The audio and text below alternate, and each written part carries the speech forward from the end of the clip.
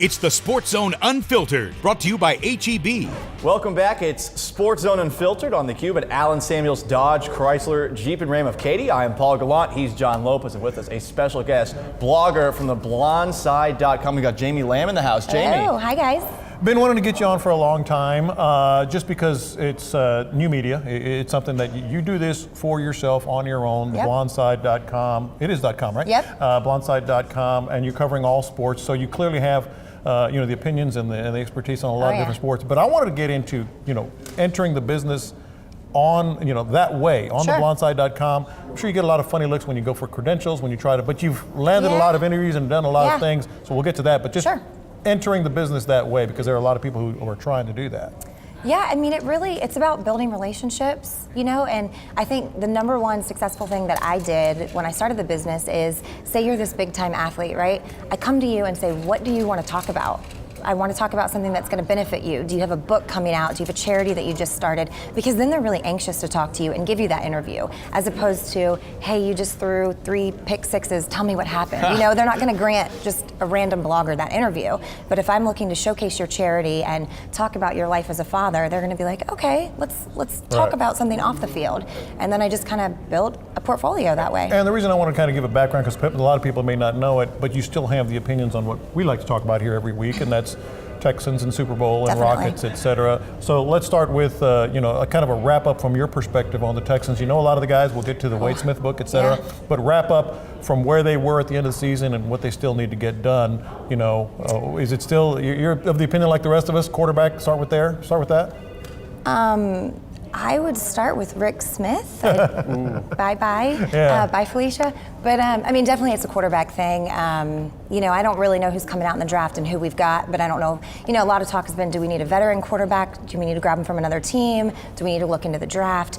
Definitely a quarterback. And then not just that, but consistent play. Keeping the quarterback safe, working on the O-line. How many different quarterbacks did we have this season? And then back and forth every different week. And it's really hard for the receivers to get used to that. And I think, quarterback and Rick Smith would be my top. We'll get back to that. Oh, gosh. That could go either way, right? I feel like people either love that idea get back to or... that. Quarterback and Rick Smith certainly could use a little bit of work, but as you mentioned, the offensive line definitely, and maybe a running back behind whoever ends up under center next year. Whoever is under center right now, even if it is Brian Hoyer, who had a really rough last outing, what can you do with the supporting cast outside of just, all right, DeAndre, bail me out here, dog? Yeah, I don't know if Hoyer can come back after just the mental, after what he went through. I don't think he can. Physicality aside, I don't think he can come back mentally. You mentioned Rick Smith, and we were talking about this on the radio show this week. Watching the Panthers do what they have done with obviously a lot of draft picks, but the tweaking of the roster, getting all those things, and the second and third round draft picks where Rick Smith has been at his weakest. It's one thing to get Jadeveon Clowney, and we'll find out about him. But you mentioned Rick Smith. You feel that could be something that down the road, ultimately, people are going to start pointing more there? I think people are pointing there right now. Already, I think a lot of avid Texan fans are already going there. Yeah. I think he really lucked out with the J.J. Watt.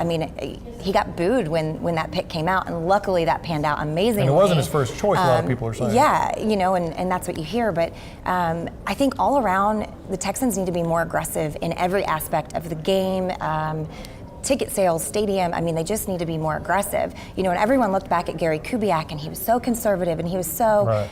But when everything else, when all the other pieces come together, look at what Kubiak's doing now. He's not any more aggressive in Denver. He's the same coach. He's got the same style.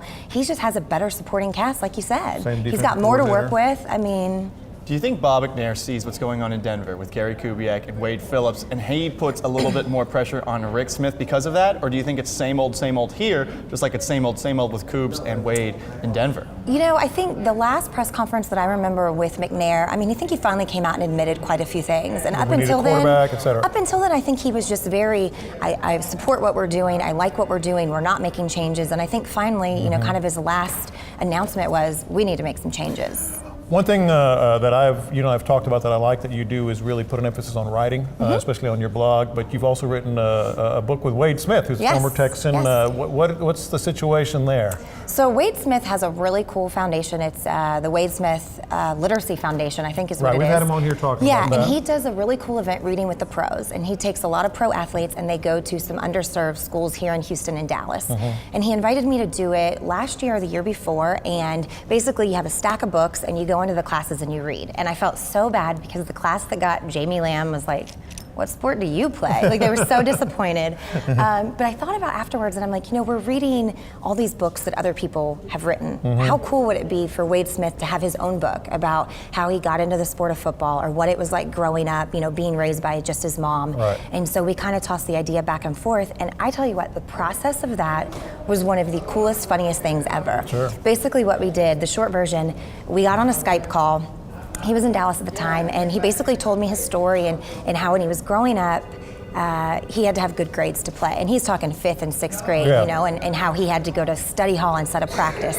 And so we do the whole story, and I say, okay, since we're going to co-write this, and it's going to be your voice, what I need you to do, and I think he has 3 or 4 daughters. Yeah. So what I need you to do is tell me a story. Like you're reading your kids a bedtime story, so I can hear your natural pause, and I can hear how you speak.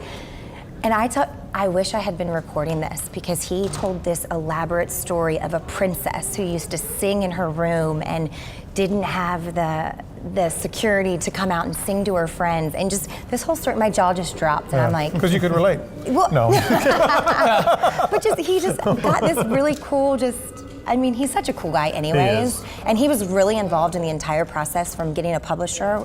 It's going to be locally published here, and just involved top to bottom. And that's coming out in April, correct? Yep. Well, Pre-sales good deal. are up now. All right, well, how about that? That's Jamie Lamb. You can check out her work on theblondside.com and keep an eye out for that book with Wade Smith in the near future. It's SportsZone Unfiltered at Allen Samuels Dodge Chrysler Jeep and Ram with Katie. Up next, Cody Stutes of Sports Radio 610, hosting with Matt Murphy on the weekends, and also a reporter there will join us to talk a little bit of Super Bowl 50. And how about those Houston Rockets? Stick around at SportsZone Unfiltered. Don't go anywhere. The Sports Zone Unfiltered will continue after the break.